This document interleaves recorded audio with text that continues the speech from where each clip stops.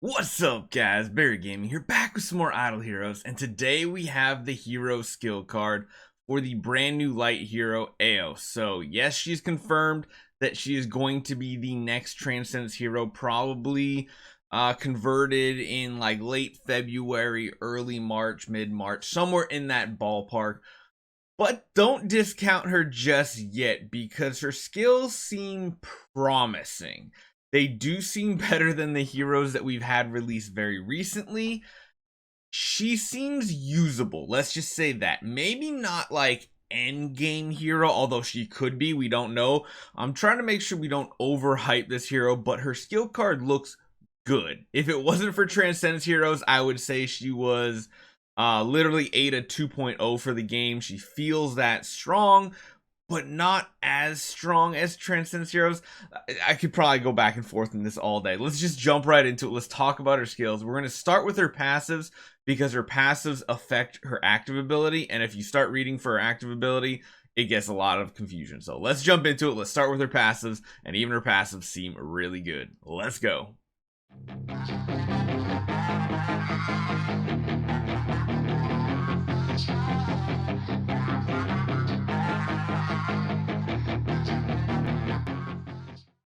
So let's start off with her first passive right here, Wheel of the Sun.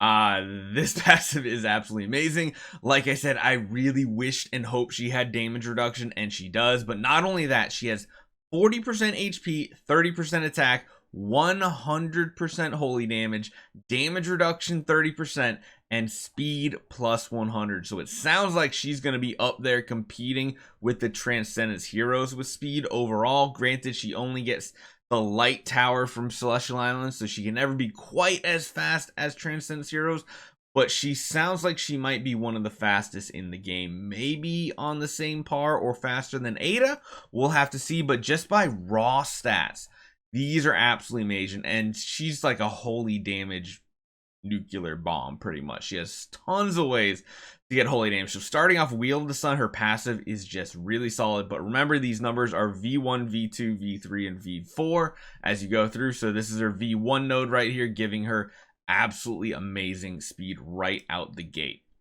Next up, we have one of her passive skills that is her basic attack, Light Exposure. Basic attack targets 3 random enemies, dealing 400% attack damage and reducing their precision by 25% for 3 rounds and attack by 20% for 3 rounds. So that is interesting. You're also giving some survivability to your team in the way of debuffing the enemy's damage output. It hits 3 targets as well, which seems like a pretty solid ability. Mages seem to do really good job with their basic attacks, doing pretty solid damage. Granted, 400% isn't a lot because Transcendence Heroes like Scarlet Queen Halora is doing like 1,000, I think, on her basic, or at least 800, somewhere in that ballpark. But it's pretty good. Very similar attack to Scarlet Queen's basic attack, so pretty good. Reducing precision and attack instead of crit. Good work, not too bad. And then we have her last passive, Arrival of the Sun. So this is where she gets her stacks and abilities from that are going to be modified by her active ability. Whenever an ally releases an active skill, self gain 1 layer of Shining Light 4. So Shining Light 4, when stacked up to 8 layers, increases self-holy damage by 80% for 4 rounds and consumes 8 layers of shining light and summons a sacred sun. Whew, okay. That's a lot of information to take in there. So essentially, will she be used in energy feed style teams? Maybe that's a possibility.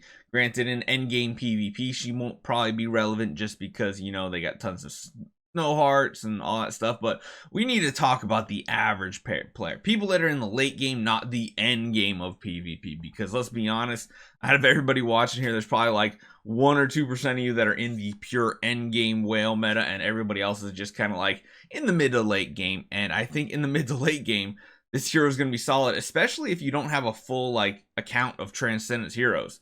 She feels like a good substitute for a Transcendence hero, to be honest. So 80% holy damage is a lot. She already has 100 holy damage built into her. That is a lot of extra damage that is bypassing armor. So what happens then? You're going to have Shining Light. You're going to have Sacred Sun. Well, let's go up to her active ability because this is where it really gets modified. Her active ability is called Blazing Sun. Man, it just sounds like she's Escanor from Seven Deadly Sins. Deals 400% attack damage to all enemies, so she hits everybody, and burns them, dealing 600% attack damage for 3 rounds. So this feels like a kind of like a half damage version of a Scarlet Queen Halora, but you got to remember she also has a ton of holy damage built into her. That could make it up a decent amount of difference. Then increases the burn damage by 15% for 15 rounds. So every time she uses an active, that 15% is going to keep stacking. That burn could become absolutely huge. Maybe we could do some shenanigans with like her and say, oh, I don't know, some Delaciums just to see if it's fun. That 15% is pretty cool, but it's never going to compete with Ithaca because Ithaca's damage is just bonkers the way it's calculated. So after that, after you release that, you burn the enemies, you increase the burn damage, restore self HP equal to 20% of max HP for 2 rounds. So not missing HP, but your total max HP over 2 rounds. So she has a really solid heal, kind of similar to Ada. You know, it's pretty solid. And then if Sacred Sun has been summoned when releasing the skill, it triggers Sacred Sun for once. So let's break that down. Sacred Sun, of course, requires 8 layers of whatchamacallit. It requires 8 layers of Shining Light, which you get from allies releasing skills. So you're basically going to want to try to get like a round 2 active off on her possibly. Because what was that Sacred Sun effect? Well, right here, skill effect. Sacred Sun cannot be stacked, so you can only have 1 active at a time. When summoned or at the end of each round, burns all enemies for 600% attack damage for 3 rounds, with a 40% chance to inflict dazzle for 2 rounds to everybody. Now, it's a low chance, it's only 40%. I don't think you're going to want to run a Rui Scepter on this hero, but even at 40%, that means you should hit like 2 of the 6 enemies, roughly. Every time you use it. It's more damage. It has a chance for that dazzle, which is pretty cool. I don't know. Maybe this could be part of some weird CC meta team with like Aspen, Jara, Valentino. I don't know. It could be some really cool, weird CC style team for survivability. Plus, she heals for a lot. So that's pretty solid. But again, that does take 8 layers of the Shining Light to proc. Now, if you don't have those 8 layers, you're going to gain 3 layers of Shining Light just by using your active. So you're pretty much guaranteed it like every other round or every other active maybe. Which isn't the best, but it's not bad either. And Shining Light effect is, of course, each layer of Shining Light will increase self-holy damage by 10%.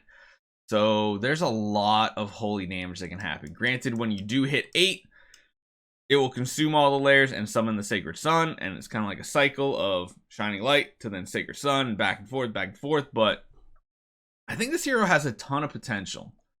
Again, don't think it's going to be like an endgame meta hero. It could. It really could. We'll just have to see how she works out in-game.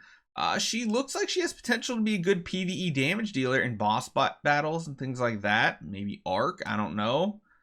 Energy Feed could work very well for her, especially with that Dazzle effect, making it so that enemies only hit 1 target. I don't know. What do you guys think? Leave a comment down below. She seems very, very promising. Eos definitely sounds like a good substitute for people who don't have full Transcendence Heroes, which is like the majority of the player base. So yeah, might be worth scrolling for. So we'll check out what the rewards are tomorrow on Thursday, and then we'll be able to kind of do an event review and let you guys know what it costs, how many of resources you need to get certain artifacts and things like that. So yeah, hopefully you guys enjoy this one. Let me know what you guys think about the new light hero Eos. See you guys next time.